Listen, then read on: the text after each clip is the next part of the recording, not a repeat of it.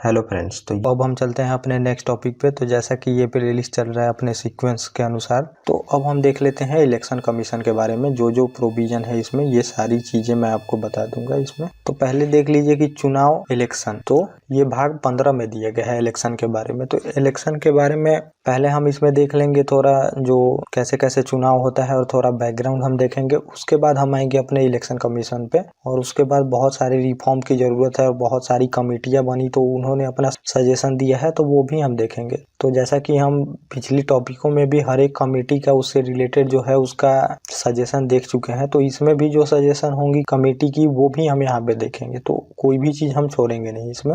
तो चुनाव, तो अब समझ लीजिए कि चुनाव मतलब क्या होता है। तो चुनाव मतलब आप सीधे समझ लीजिए कि लोकतंत्र मतलब ही चुनाव होता है। तो ये मैंने लिख भी दिया है यहाँ पे। तो लोकतंत्र मतलब ही चुनाव। तो लोकतंत्र क्या होता है आपको, कि जनता द्वारा चुने गए ही जो शासक होते हैं वो जनता पे ही राज करते हैं। तो अब्राहम लिंकन का वो आपने परिभाषा देखा ही होगा अगर एनसीईआरटी बुक पढ़ा होगा तो, कि जनता द्वारा जनता पे किया गया शासन ही लोकतंत्र होता है। तो अब लोकतंत्र कैसे होगा, जनता खुद अपना शासन कैसे करेगी अपने आप पे, तो उसके लिए कोई प्रतिनिधित्व चुनना पड़ता है। तो अब प्रतिनिधित्व चुनने का ही प्रोसेस हम चुनाव बोलते हैं। तो अब ये जो प्रतिनिधित्व चुनने का प्रोविजन है, तो ये कई तरह के होते हैं। अब इसमें होता है जैसे कि आप मान लीजिए कि सीधे डायरेक्टली अपने प्रतिनिधित्व को चुन लें, या फिर इनडायरेक्टली आप चुन ले। तो अब लोकतंत्र जब बनाया गया तो उसमें बहुत सारे दार्शनिक हुए, तो उन्होंने बहुत सारे सुझाव दिए कि कैसे अपने प्रतिनिधित्व जो होते हैं हमारे, जिसे हम अपने नेता बोलते हैं, लीडर, तो उनके चुनने के लिए बहुत सारे उसमें सजेशन दिए गए कि आप ऐसे चुन सकते हैं, 10 लोग मिलके चुन सकते हैं, परसेंटेज वाइज चुन सकते हैं, समानुपातिक प्रतिनिधित्व प्रणाली जो है, प्रोपोर्शनल रिप्रेजेंटेशन सिस्टम, और first past the post system. तो बहुत सारे इसमें सजेशन दिए गए कि ऐसे ऐसे करके हम अपने प्रतिनिधित्व को अच्छे से चुन सकते हैं।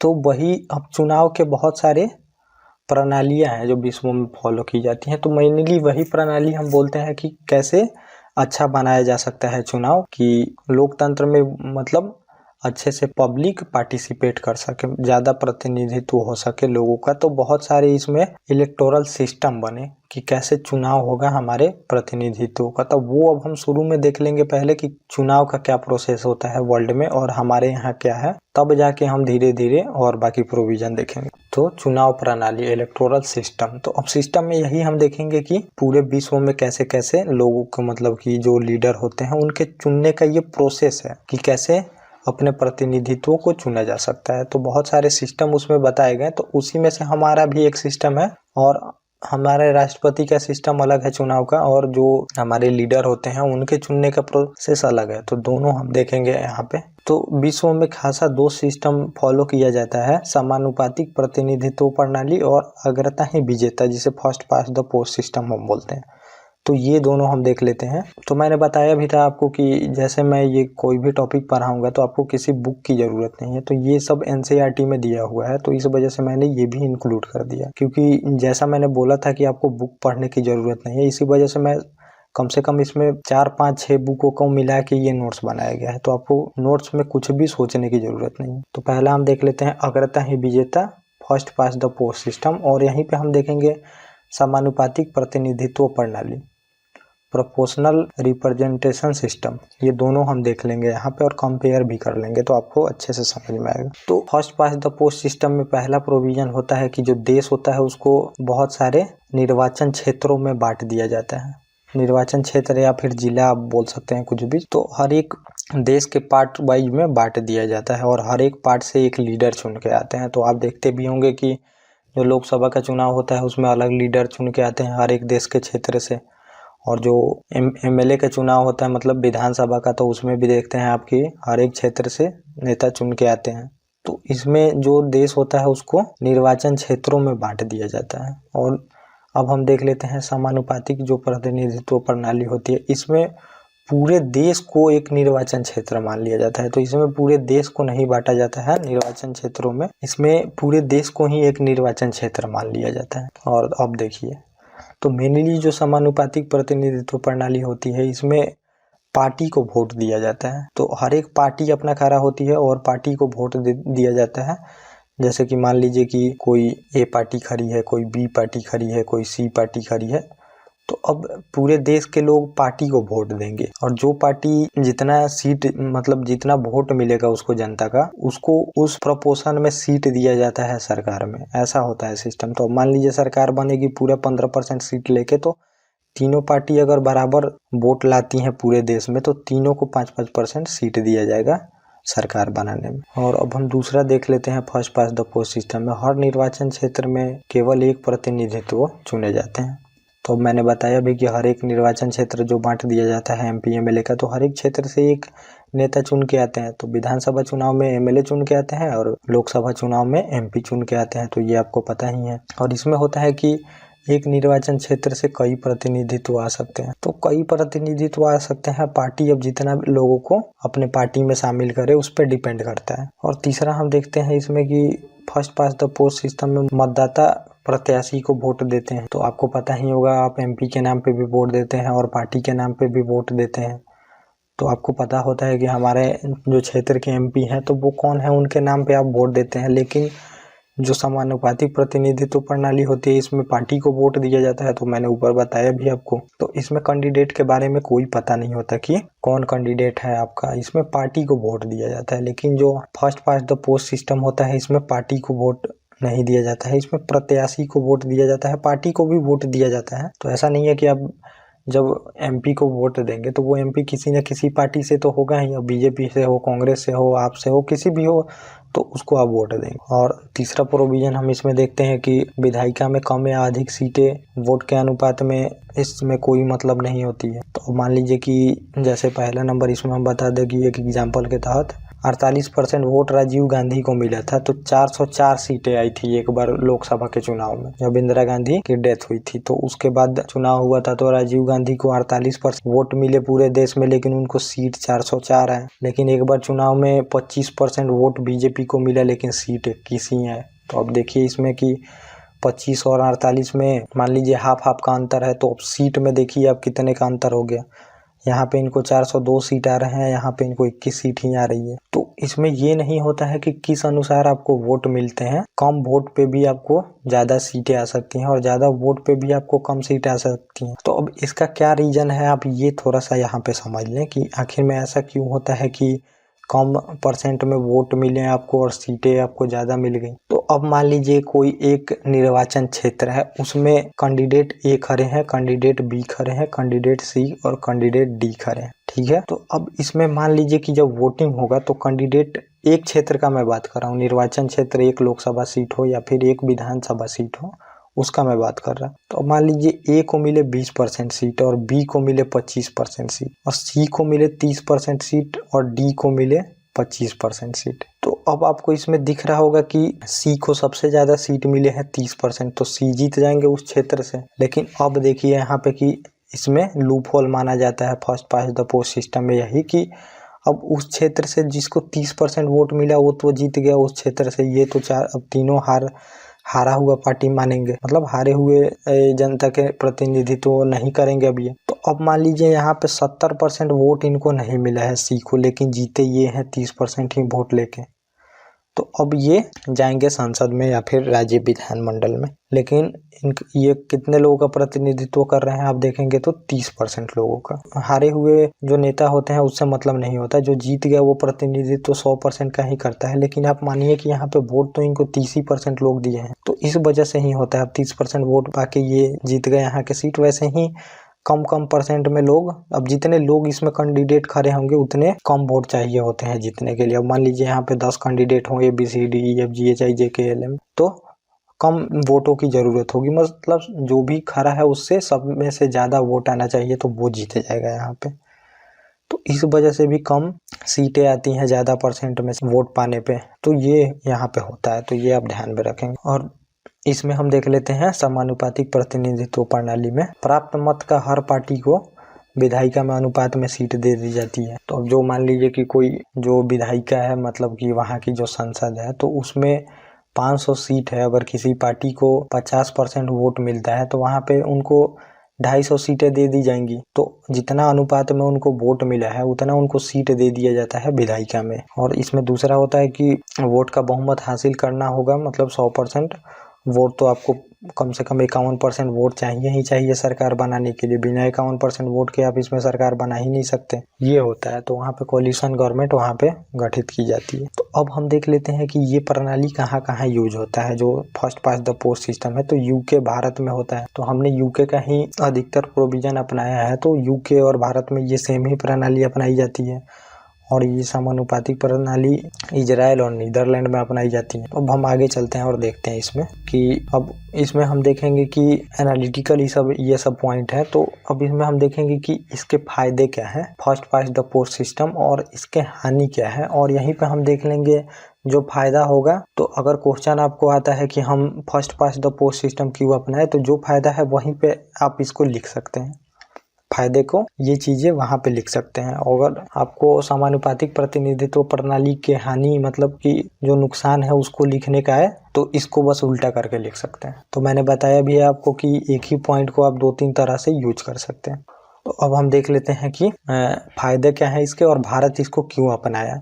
तो क्यों अपनाया, भी तो आप यही पॉइंट लिख सकते हैं कि जो फायदे हैं इसके, इसी वजह से हमने इस सिस्टम को अपना लिया है। तो पहला फायदा है कि जटिल प्रक्रिया नहीं है। तो मैंने ऊपर बताया भी कि जो समानुपातिक प्रतिनिधित्व प्रणाली है तो कितना जटिल प्रणाली है, और ये प्रणाली इजी है, इसमें ज्यादा देश सफल भी हैं, तो इस वजह से हमने इसको अपनाया। और ये आप देख लीजिए यहाँ पे कि जो समानुपातिक प्रतिनिधित्व प्रणाली है, तो इसमें बड़े देशों को मुश्किल है अपनाना इसको, तो इसी वजह से हमने बस राष्ट्रपति के चुनाव में ही इसको अपनाया है, और वो भी हमने मॉडिफाई करके अपनाया है। तो यहाँ पे सिंपल प्रक्रिया इसलिए है कि चुनाव क्षेत्र को आप एक बांट दीजिए कॉन्स्टिट्यूएंसी में जो होता है, उसके बाद हर एक क्षेत्र से कुछ लोग खड़े हो सकते हैं, और ये जटिल प्रक्रिया हो जाती है। समानुपातिक प्रतिनिधित्व में बांटो, लोग पार्टी को वोट देंगे, तो ये सब इसमें हो जाता है। और इसमें तीसरा देख लीजिए कि मतदाता जो होते हैं उनके लिए आसान होता है, जिसे राजनीति का ज़्यादा ज्ञान भी ना हो, चुनाव के विशेषज्ञ भी नहीं हो, तो भी जाके वो इसको अपना सकते हैं, क्योंकि ये सिंपल और वो काफ़ी टफ है, तो इसमें उनको अपनाने में दिक्कत हो सकती है, उससे हमारे जनता को समझने में दिक्कत हो सकती है। क्योंकि जब हमने अपनाया था इस सिस्टम को, तो उस टाइम हमारे देश की जनता काफ़ी इलिटरेट थी, तो शिक्षा बहुत ही कम थी। तो अगर हम समानुपातिक प्रतिनिधित्व प्रणाली की तरफ जाते तो अभी जनता को समझ में ही नहीं आती ये प्रणाली, तो दिक्कत हो सकती थी उस टाइम। और उस टाइम जनता बहुत ही अशिक्षित थी, और इसमें बहुत कम है, तो इसमें बहुत कम देश सफल है, इस वजह से हमने नहीं अपनाया इसको। और इसमें शिक्षा की ज़रूरत होती है, तो मैंने बताया भी कि शिक्षा की ज़रूरत होती है कि क्योंकि पार्टी को वोट देना होता है। तो वहाँ पे जो होते हैं कि 2 ऑप्शन मिलता है जो वोटर होते हैं first past the post system में।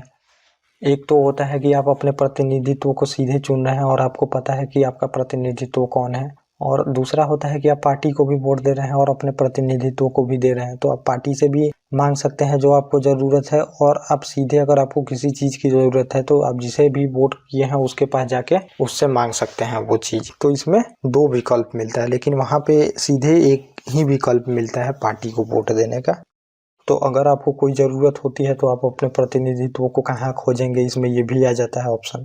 तो अगर मान लीजिए first past the post system है, तो उसमें अगर आपको ज़रूरत है किसी काम को, तो आप अपने क्षेत्र के जो एमएलए हैं और एमपी हैं तो उनको जानते हैं, आप उनके पास चले जा सकते हैं और जाके अपना काम करा सकते हैं। लेकिन उसमें है कि अब एमपी एमएलए को नहीं, पार्टी को वोट दिया जाता है, तो अब जनता को जब भी काम है तो वो पार्टी के पास तो जा नहीं सकती है किसी काम के लिए, तो इसमें ये भी आता है। और मतदाता के पास स्पष्ट विकल्प होता है, तो मतदाता के पास मैंने बताया भी कि 2 विकल्प होते हैं, एक तो पार्टी को वोट दे ही रहा है, और एक जो मतदाता और जो उसमें एक नेता लीडर खड़े हैं उसको भी वोट दे रहा है, तो 2 तरफ से उसको चुनने का विकल्प मिल रहा है। और इसमें केवल एक दल को चुना जाता है, तो इसमें बस दल को चुन सकते हैं, पार्टी को ही वोट करना है आपको। आप बाकी आपके जो प्रतिनिधित्व कौन कर रहा है विधायिका में, ये आपको पता भी नहीं होता है उसमें। और पार्टी प्रत्याशी दोनों को वोट देती है, तो ये पॉइंट मैंने डिफाइन कर भी दिया ऊपर कि प्रत्याशी को भी वोट देती है और पार्टी को भी वोट देती है, तो 2 तरह से वोट हो सकते हैं। और इसमें बस पार्टी को वोट देना होता है, और मतदाता जानता है कि उसका प्रतिनिधित्व कौन कर रहा है, इसमें जनता नहीं जानती है। तो ये भी मैंने बता दिया कि आपको पता ही नहीं है कि समानुपातिक प्रतिनिधित्व प्रणाली में कि आपका प्रतिनिधित्व कौन कर रहा है। तो आप पार्टी को वोट दिए थे, अपने प्रतिनिधि को तो वोट दिए नहीं थे, लेकिन इसमें स्पष्ट होता है आपके पास कि आपका प्रतिनिधित्व कौन कर रहा है। तो आप जब MP MLA को चुनते हैं तो आपको पता होता है कि कौन आपका MP है, कौन आपका MLA। तो इतना चीज़ हम देख लिए इसमें। तो आप ये दोनों चीज़ें लिख सकते हैं इसमें, जो है कि हमने इसको क्यों अपनाया और ना अपनाया, तो ये भी आप कारण बता सकते हैं उसमें। तो और भी कुछ कुछ सिस्टम है, तो ये भी हम देख लेंगे और उसके बाद हम आएंगे अपने इलेक्शन कमीशन पे, क्योंकि बैकग्राउंड और ये सब बेसिक चीज़ें जानने बिना वो सब पढ़ना बेकार है। इस वजह से मैं ये सब चीज़ें आप लोगों को बता देता हूँ। तो दूसरा प्रणाली अपनाया गया है second valid system, majority polarity method हम बोलते हैं इसको, द्वितीयक मत प्रणाली, अधिकांश बहुलता विधि भी इसको हम बोलते हैं। तो ये 3-4 नामों से इसको पुकारा जाता है। तो इसमें क्या होता है, तो ये सब अपने प्रतिनिधित्व को, मतलब लोकतंत्र में जनता चुनती है अपने प्रतिनिधित्व को, तो वो चुनने की बहुत सारी प्रक्रिया है, वो सब हम देख रहे हैं इसमें। तो इसमें क्या होता है, बस थोड़ा थोड़ा आप लोग समझ लीजिए, थोड़ा थोड़ा मैं बताऊंगा आपको, उसके बाद हम अपने टॉपिक पे आ जाएंगे। तो इसमें पहला होता है कि मान लीजिए, देखिए 4 कैंडिडेट खड़े हैं इसमें ABCD। तो इसमें होगा क्या कि अब चारों लोगों पे वोट दिया जाएगा। तो इसमें जो A हैं, B हैं, C हैं, D है, अब चारों को वोट मिला है, किसी को 20%, किसी B को 35%, C को 25%, D को 20%। तो अब होगा कि फिर सेकेंड राउंड वोटिंग होगी इसकी। तो जो वोट इसमें प्रतिनिधित्व हैं, अगर उनको सबसे ज़्यादा जिनको कम वोट मिला है उनको अब हटा दिया जाएगा और फिर से वोटिंग होगी। अब 2 लोगों में होगी और जिसको ज़्यादा वोट मिला होगा उन दोनों को फिर से उसमें वोट पाने का अधिकार मिलेगा और जनता फिर से वोट करेगी उनके लिए। जब तक ये राउंड चलते रहता है, जब तक जो प्रतिनिधित्व है उसमें से एक को 50% से ज़्यादा वोट नहीं मिल जाता, तब तक ये चलते रहता है प्रक्रिया। तो ये प्रक्रिया फ्रांस में उपयोग की जाती है, तो ये अब समझिए। और अब हम देख लेते हैं, एक ये भी होता है सीमित वोट योजना, लिमिटेड वोट प्लान। बस थोड़ा थोड़ा आप लोग इसमें जान लीजिए सब के बारे में। तो सबसे पसंदीदा उम्मीदवारों को, सबको नहीं। तो इसमें होता क्या है कि ग्रुप में वोट दिया जाता है। तो अब मान लीजिए कि कोई खड़े हैं, तो उसमें देखा जाएगा कि 4 कैंडिडेट खड़े हैं। तो अब जो इलेक्टर होगा, जो वोट देगा, तो मान लीजिए जैसे कि मुझे वोट करना है, तो मैं कैसे वोट करूंगा, को मान लीजिए वहां से किसी एक सीट से 3 लोग खड़े हैं, ABC। तो अब जो वोटर है वो कैसे वोट करेगा, तो अब मान लीजिए कि जैसे 4 वोटर हैं उसमें, तो पहला वोटर होगा तो वो देखिए कैसे चुनेगा, इसमें वो 2 लोगों को वोट करेगा। तो A और C को वो वोट कर दिया, और दूसरा जो वोटर है B और C को कर दिया वोट, तीसरा है C और A को कर दिया, और चौथा वोटर है वो A और B को कर दिया। तो अब इसमें किया क्या जाता है, अब जब काउंटिंग होगी तो उसमें देखा जाता है कि सबसे ज़्यादा किसको वोट किया जाता है। वो हम कैसे देखेंगे, तो पेयर जो बना है उसमें हम देखेंगे कि सबसे ज़्यादा जो प्रतिनिधि हैं वो सबसे ज़्यादा किस पेयर में आया है। तो अब मान लीजिए इसमें देखिए कि A तीनों पेयर में आया है और C भी तीनों पेयर में आया है। तो ये थोड़ा सा लिखने में दिक्कत हो गया है कि अब यहाँ पे C भी तीनों पेयर में आ गया है और A भी तीनों पेयर में आ गया है, लेकिन बहुत सारे कंडीशन बनते हैं उसमें। तो अब 4 ही वोटर नहीं हो सकते हैं, बहुत सारे वोटर हो सकते हैं। तो अब मान लीजिए कि जैसे कि एक और हम बना लेते हैं, तो यहाँ पे मान लीजिए 5वां हो गया, और 5वें में हम A को रख दिए और दूसरा हम B को रख दिए इसमें दूसरे पेयर में। तो अब देख लीजिए कि A 4 जगह आ गया, तो अब 4 जगह A आ गया, तो A की इसमें जीत हो जाएगी और A प्रतिनिधित्व करेगा सारे लोगों का वहां से। तो इसमें पेयर लगा के वोट किए जाते हैं। और अब हम देख लेते हैं कि अगला जो हमारा है एकल हस्तांतरणीय मत प्रणाली, सिंगल ट्रांसफरेबल वोट सिस्टम हम जिसे बोलते हैं। और तो ये सिस्टम मैंने आपको बता भी दिया, जब हम प्रेसिडेंट का इलेक्शन देख रहे थे तो उसमें मैंने आपको बताया भी था कि वोटर जो मान लीजिए कि 4 लोग खड़े हैं, 5 लोग, तो वोटर जो होते हैं वो पसंद में वोट देते हैं। तो ए को पहला पसंद है उसका, बी को तीसरा पसंद दिया है, बी को तीसरा पसंद दिया है, सी को दूसरा पसंद दिया है, तो वैसे वो वोट देता है। और इसमें होता है कि एक बहुमत पाना होता है, और ऐसे ही ये जिसको कम वोट मिला है उसको हटा दिया जाएगा और उसका जो वोट होगा सेकंड चॉइस उसको दे दिया जाएगा। तो बहुमत पाना होता है एक।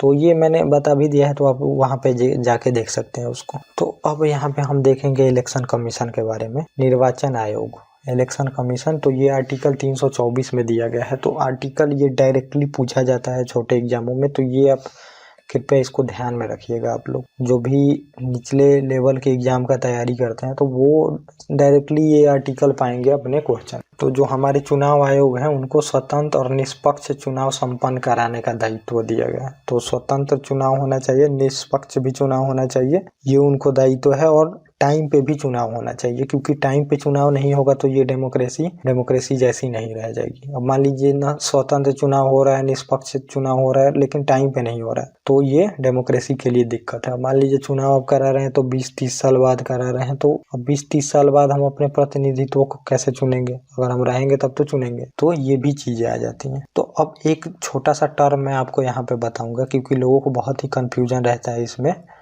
कि MP MLA पंचायत चुनाव, तो ये सब चुनाव हमेशा आप सुनते होंगे होते रहता है। तो अब इसको लेके कंफ्यूजन रहता है कि किस क्षेत्र से लोग कैसे आते हैं और किसका बाउंड्री कितना होता है, तो इसमें कंफ्यूजन रहती है लोगों को। तो ये कंफ्यूजन मैं आपका यहाँ पे दूर करने का कोशिश करूंगा। तो अब देख लीजिए कि देश वही है जो पूरा देश है, तो अब इसको हम अलग अलग निर्वाचन क्षेत्र में बांट देते हैं। तो जैसे तो ये मान लीजिए, देखिए कि सबसे बड़ा जो क्षेत्र हमने बांटा है, तो सबसे बड़ा क्षेत्र में होता है, ये पूरे देश लेवल पे हर एक क्षेत्र में बांटा गया है इसको। इसमें लोकसभा का चुनाव होता है सबसे बड़े क्षेत्र में, जिसमें MP का चुनाव आप लोग करते हैं। तो आपको 3 टाइम वोट देना होता है। आप देखेंगे कि जो भी जनता है उसको 3 बार वोट करना होता है। तो पहला आप वोट दे दिया यहाँ पे लोकसभा का वोट MP के लिए, तो ये जाएंगे और दिल्ली में संसद में बैठते हैं आपके प्रतिनिधित्व, तो पूरे देश का प्रतिनिधित्व करते हैं। ये पूरे देश लेवल पे होता है। और जो MP का निर्वाचन क्षेत्र होता है उससे छोटा होता है विधायक का निर्वाचन क्षेत्र, जिसे हम विधानसभा क्षेत्र में चुनते हैं, जिसे आप MLA बोलते हैं, मेंबर ऑफ लेजिस्लेटिव असेंबली। तो ये राज्य लेवल का जब चुनाव होता है तब आप लोग वोट करते हैं विधानसभा चुनाव में, और ये राज्य लेवल पे आप लोग अपना सरकार बनाते हैं। तो जो MP का निर्वाचन क्षेत्र था उससे ये छोटा होता है। तो इसको डिफाइन जनसंख्या पर मैंने किया गया है। तो अभी हम जनसंख्या नहीं देख रहे हैं, मैं आपको ओवरव्यू दे रहा हूँ यहाँ पे बस। और तीसरा, आप लोग एक बार और वोट करते हैं पंचायत लेवल पे। तो पंचायत चुनाव में भी आप वोट करते हैं, तो इसको जिला लेवल की सरकार माना जाता है। पंचायत चुनाव में आप लोग वोट करते हैं और इसको जिला लेवल की सरकार माना जाता है। तो आप लोग 3 बार वोट करते हैं। और ये जो निर्वाचन क्षेत्र होता है ये विधानसभा जो MLA का चुनाव होता है उससे छोटा होता है। तो ये आप लोगों को यहाँ पे समझ लेना जरूरी है। तो ये तीनों मैंने आपको बता दिया, क्योंकि लोगों को बहुत ही कंफ्यूजन होता है यहाँ पे कि 3 बार हम वोट करते हैं, कहाँ कहाँ वोट करते हैं, किस क्षेत्र के लिए करते हैं, कौन सा क्षेत्र बड़ा है, लोकसभा का चुनाव, राज्यसभा। तो ये मैंने शुरू में भी आप लोगों को बताया था और यहाँ पे भी थोड़ा, क्योंकि इलेक्शन का प्रोसेस चल रहा है तो अब ये सब छोटी छोटी टर्म आप लोगों को पता होनी चाहिए। अब हम देख लेते हैं आर्टिकल 324। तो इसमें लिखा क्या गया है ये आप देख लीजिए। तो इसमें संसद, राज्य विधानमंडल, राष्ट्रपति व उपराष्ट्रपति का चुनाव करवाने का इनको जिम्मेदारी दिया गया है। तो इतने चुनाव ये करवाते हैं। तो आप ध्यान रखिएगा, जो 73वां और 74वां संविधान संशोधन हुआ था तो उसके तहत एक हमने राज्य चुनाव आयोग भी बनाया है। तो स्टेट इलेक्शन कमीशन भी हमने बनाया है उसको जब संशोधन हुआ, तो क्योंकि पंचायत का चुनाव ये नहीं कराते हैं जो कि सेंटर लेवल पे होते हैं, तो ये इतने लोगों का चुनाव कराते हैं। तो जब हम पंचायती राज्य सिस्टम देखेंगे तो उसमें मैं आपको बताऊंगा कि स्टेट इलेक्शन कमीशन का क्या क्या काम है। तो अब हम देख लेते हैं इनकी संरचना क्या है, स्ट्रक्चर थोड़ा सा देख लेंगे इसका। तो जो हमारे इलेक्शन कमीशन है तो इसमें मुख्य निर्वाचन आयुक्त होते हैं, जिसे हम CEC बोलते हैं, चीफ इलेक्शन कमीशन, और इसमें अन्य आयुक्त से मिलकर बने होते हैं, मतलब इलेक्शन कमीशन। और राष्ट्रपति द्वारा इनकी नियुक्ति की जाती है सभी की। तो इनके योग्यता तो कोई संविधान में दिया नहीं गया है कि किस योग्यता से इनकी चुनाव होगी। तो मेनली यहाँ पे IAS ऑफिसर जो होते हैं तो बहुत एक्सपीरियंस हो जाता है उनको कामों का, तो इनको यहाँ पे नियुक्त कर दिया जाता है। तो यहाँ पे ये भी क्रिटिसिज्म होता है कि अब चुनाव आयोग को जो प्रेसिडेंट नियुक्त करते हैं, तो यहाँ पे अब चुनाव में जो भी सरकार है तो प्रेसिडेंट आपको पता है कि COM के कहने पे काम करती है, तो वहाँ पे यहाँ इलेक्शन कमीशन को कंट्रोल किया जा सकता है। तो ये क्रिटिसिज्म किया जाता है इसमें, लेकिन वैसा होता नहीं है। तो हमारे देश में बहुत ही निष्पक्ष चुनाव होता है, ये आपको पता ही है, क्योंकि आप देखते ही हैं कि कितनी भी मजबूत पार्टी की सरकार हो सेंटर में, लेकिन स्टेट में उस पार्टी की हमेशा जीत नहीं होती है। आप कितने स्टेट में देख चुके हैं। तो भले ही कितना लोग कुछ भी बोले कि चुनाव आयोग निष्पक्ष काम नहीं करता है, चाहे हमारे देश में चुनाव निष्पक्ष नहीं होता है, तो ये बिल्कुल गलत बात है, क्योंकि वही पार्टी के लोग देखते हैं, आप आरोप लगाते हैं, जब जीत जाते हैं किसी स्टेट में तो वो एक शब्द नहीं बोलते उसके बारे में कि इलेक्शन में गड़बड़ हुआ है कि नहीं है, क्योंकि ये चीजें आप कितनी बार देख चुके हैं कि वही जो दिल्ली गवर्नमेंट है जब चुनाव होगा तो बोलेगी कि ईवीएम में गड़बड़ है, लेकिन जब वही दिल्ली की सरकार दिल्ली में 61 सीटें या फिर 67 सीटें जीतती है तो वो नहीं बोलती है उस टाइम की ईवीएम और इलेक्शन प्रोसेस में हमारे गड़बड़ी है, ये नहीं बोलती उस टाइम।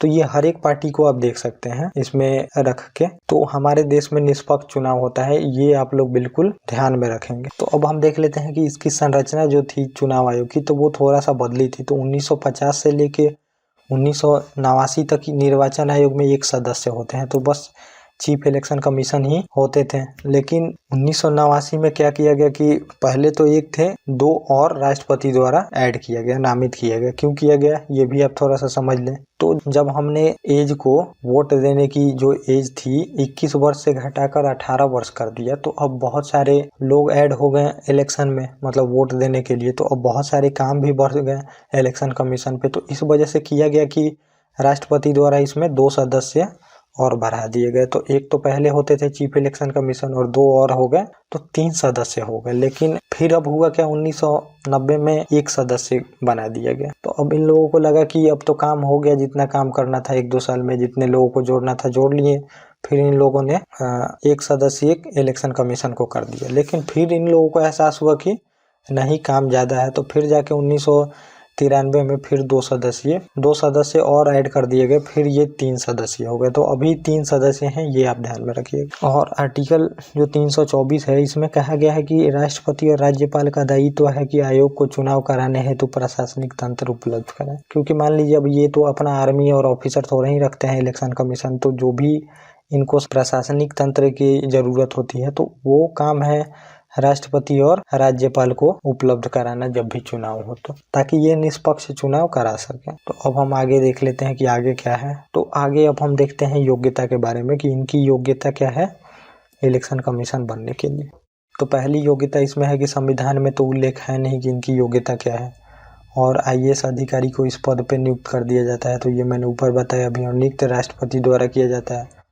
तो व्यवहार में समझ लीजिए COM के कहने पे ही किया जाता होगा। और इसमें कॉलेजियम का प्रावधान होना चाहिए। तो जैसे कि सुप्रीम कोर्ट, जब मैंने आपको बताया था जुडिशरी के बारे में, तो उसमें कॉलेजियम के बारे में मैंने आपको बताया था। तो अब इसमें ये भी सवाल उठता है कि यहाँ पे भी कॉलेजियम की व्यवस्था होनी चाहिए, क्योंकि COM अगर नियुक्त कर रहे हैं इलेक्शन कमीशन को तो अब इनके पक्ष में चुनाव जा सकता है, ये कहा जाता है, लेकिन अभी है नहीं। लेकिन लोगों के संतुष्टि के लिए यहाँ पे कॉलेजियम की व्यवस्था होनी चाहिए, ऐसा हमेशा से कहा जाता है। और हम कार्यकाल देख लेते हैं कि इनका कार्यकाल क्या है। तो संविधान में उल्लेख नहीं है ये भी कि कार्यकाल कितना होगा। तो अब मान लीजिए संविधान में इतने सारी चीजें नहीं लिखी जा सकती थी, नहीं तो वो संविधान हजारों पेज का हो जाता। तो अभी भी बहुत बड़ा संविधान है हमारा, पूरे वर्ल्ड में सबसे बड़ा संविधान हमारा है। तो अभी इसमें इतने सारी चीज़ों को नहीं जोड़ा गया है, मतलब नहीं लिखा गया है क्लियरली। ये सब संविधान बना के छोड़ दिया गया कि संसद जो चाहे वो करेगी। तो 6 वर्ष या 65 वर्ष जो पहले हो वो इनके लिए कार्यकाल पे रहना डिसाइड किया गया है। तो या तो पहले 6 साल हो जाए आपके पद पे नियुक्त होने के, या फिर आपका 65 वर्ष हो जाए पहले, तो जो पहले होगा आपको हटा दिया जाएगा उसके लिए। तो अब हम देख लेते हैं कि हटाने का प्रोसेस क्या है चुनाव आयोग को। तो ये भी आर्टिकल 324 में ही दिया गया है हटाने का प्रोसेस। तो मुख्य निर्वाचन आयुक्त को उसी विधि से हटाया जा सकता है जैसे कि आर्टिकल 124(4) के तहत जिस विधि से सुप्रीम कोर्ट के न्यायाधीश को हटाया जाता है। तो ये मैंने आपको बताया भी था कि वहाँ पे कैसे सुप्रीम कोर्ट के न्यायाधीश को हटाया जाता है, तो वैसे ही विधि से इनको भी हटाया जा सकता है। तो काफ़ी वो टफ प्रोसीजर भी था हटाने का, तो ये बहुत ही टफ प्रोसीजर माना जाता है हटाने का। चुनाव आयोग और जुडिशरी के जो भी जज हैं उनको हटाने का, तो बहुत ही मुश्किल से हटाना, बहुत असंभव का काम है। तो अभी तक काफ़ी मुश्किल प्रस्ताव आया है लेकिन पास नहीं हो पाया है। और जो अन्य निर्वाचन आयुक्त होंगे, मुख्य निर्वाचन आयुक्त से आयुक्त की सिफारिश पे राष्ट्रपति द्वारा हटाया जाता है। और यहाँ पे ये है कि बाइंडिंग नहीं है राष्ट्रपति के लिए। तो जो मुख्य निर्वाचन आयुक्त होंगे वो सिफारिश करेंगे अन्य निर्वाचन आयुक्त को हटाने का। लेकिन यहाँ पे ये भी आप देख लीजिए कि जो ये प्रोविजन है तो ये बाध्यकारी नहीं है राष्ट्रपति के लिए, वो माने या ना माने यहाँ पे। तो आर्टिकल 135 अब हम देख लेते हैं। तो वोटर कार्ड एक समान होता है लोकसभा और राज्य विधानसभा का। ब्रिटिश समय अलग अलग था, तो जो हमारा वोटर कार्ड होता है तो वोटर कार्ड हमारा अलग अलग नहीं होता कि अब जब हम लोकसभा का चुनाव देने जाए तो वो अलग वोटर कार्ड से देंगे और विधानसभा का चुनाव होगा तो उसमें अलग वोटर कार्ड से वोट दे। तो ब्रिटिश टाइम में दोनों वोटर कार्ड अलग अलग होते थे। अगर आप वहाँ पे सेंट्रल लेवल के लिए चुनाव में जाते थे तो आपको अलग वोटर कार्ड से करना होता था चुनाव, और जब विधानसभा के लिए वोट करने जाते थे तो आपका वोटर कार्ड अलग होता था उसमें। तो ये सब हटाया गया, ये सब बेकार प्रोविजन था, तो हमने आर्टिकल में इसको रख के हटा दिया। और आर्टिकल 126 के तहत आप देख लीजिए कि इसमें वयस्क मताधिकार कोई भी 18 वर्ष का है और विधि द्वारा निर्हित नहीं है तो वो वोट कर सकता है। तो कोई भी जो वयस्क है उसको 18 वर्ष पे वोट करने का अधिकार है। तो पहले था कि कुछ ही लोग वोट कर सकते थे, लेकिन अब हमने वैसा नहीं किया है। कोई भी वयस्क है अगर 18 साल का हो गया है तो वो वोट कर सकता है। और आर्टिकल 127 में क्या है, संसद को शक्ति है कानून बनाने का। तो अब जो भी और चीजें चाहिए तो संसद अब कानून बना सकती है। इसमें ये सब चीजें संसद पे छोड़ दिया गया है कानून बनाने के लिए। और आर्टिकल 328 में क्या है, इसमें है राज्य विधानमंडल अपने क्षेत्र में जहां संसद ने कानून नहीं बनाया है वहां अपना कानून यूज कर सकते हैं। अब मान लीजिए संसद कहीं पे कानून बनाया है तो ब्लैंक है, वहां पे कोई प्रोविजन नहीं है और राज्य को जरूरत है वहां पे कानून का, तो वो अपने अनुसार वहां पे यूज कर सकते हैं।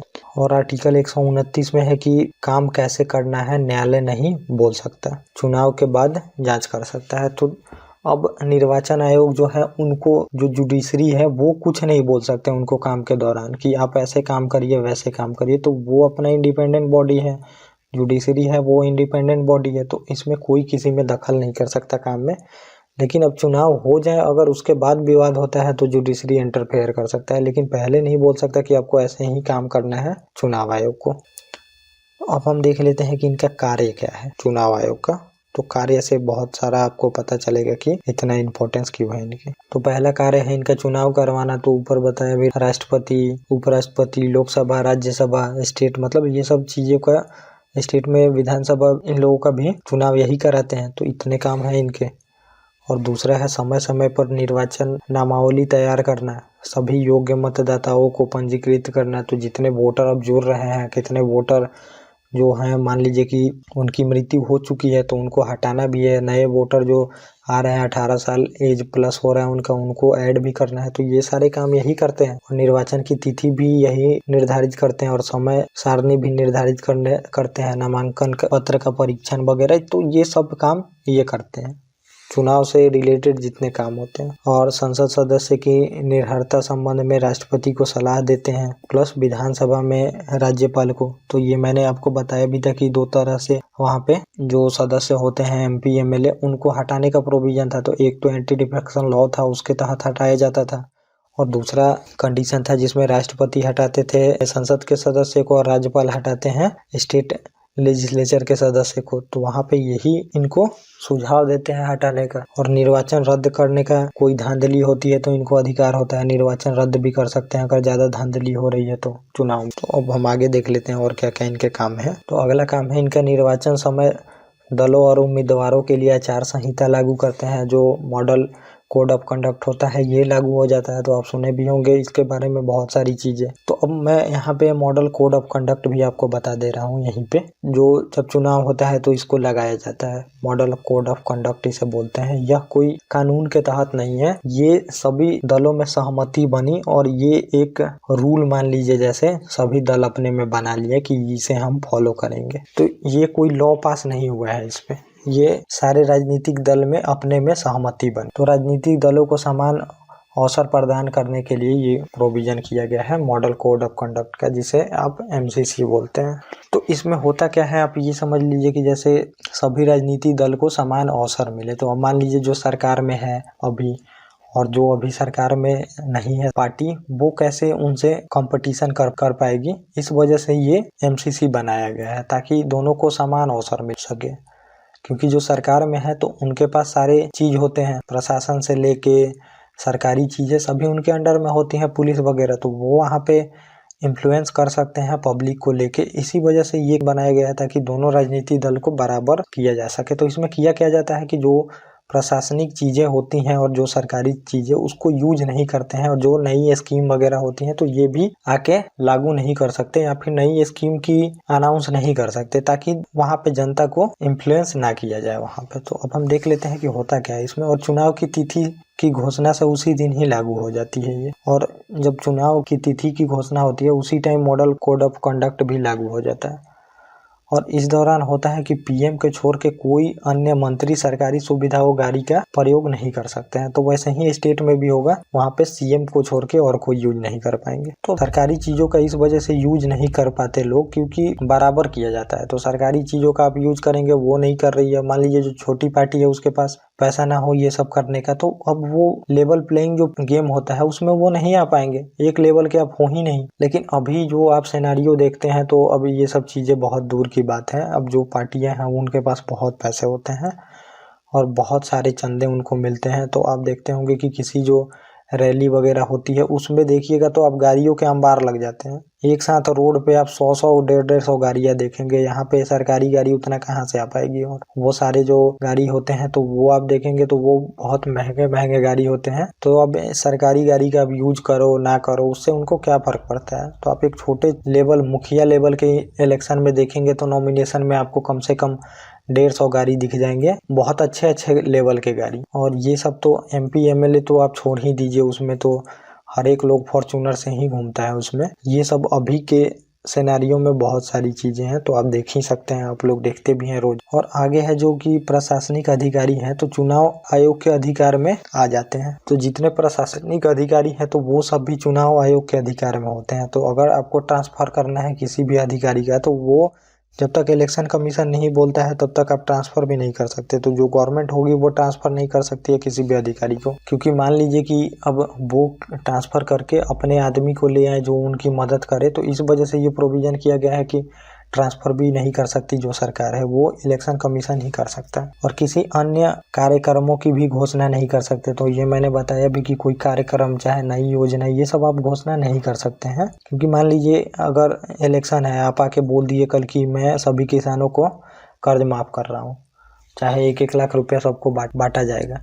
तो अब इस वजह से हो सकता है कि जनता आपसे इन्फ्लुएंस होकर आपको वोट कर दे, और जो पार्टी नहीं है सरकार में उसको इससे हानि हो जाए, तो हम बराबर सबको मौका नहीं दे पाएंगे। तो फिर डेमोक्रेसी में ये दिक्कत हो जाएगी यहाँ पे। इसी वजह से नई योजना वगैरह का यहाँ पे आप ऐलान नहीं कर सकते। और इसमें है कि सांप्रदायिक जो भाषण होते हैं वो नहीं दे सकते, निजी जिंदगी का किसी नेता का जिक्र नहीं कर सकते। तो सांप्रदायिक भाषण मतलब कि ऐसा भाषण ना दे जिससे दंगा भड़के। तो आप देखते ही होंगे कि अभी जो हमारे यहाँ पे भाषण होता है चुनाव में, तो वो एक्सेस अपने नेता सारे चीज़ों को छोड़ देते हैं, जितनी नैतिकता है सारी वहाँ पे भूल जाते हैं, और जो नहीं बोलना होता है वो लोग बोलता है उसमें, और बहुत ही सांप्रदायिकता वाले भी भाषण दिए जाते हैं। तो प्रोविज़न तो बहुत सारे होते हैं लेकिन फॉलो नहीं किया जाता है, यही लूप होल होता है बहुत सारे लॉ का और बहुत सारे प्रोविज़न का। तो कितने कॉम्युनल भाषण दिए जाते हैं आपने देखा भी होगा बहुत सारे इलेक्शन में।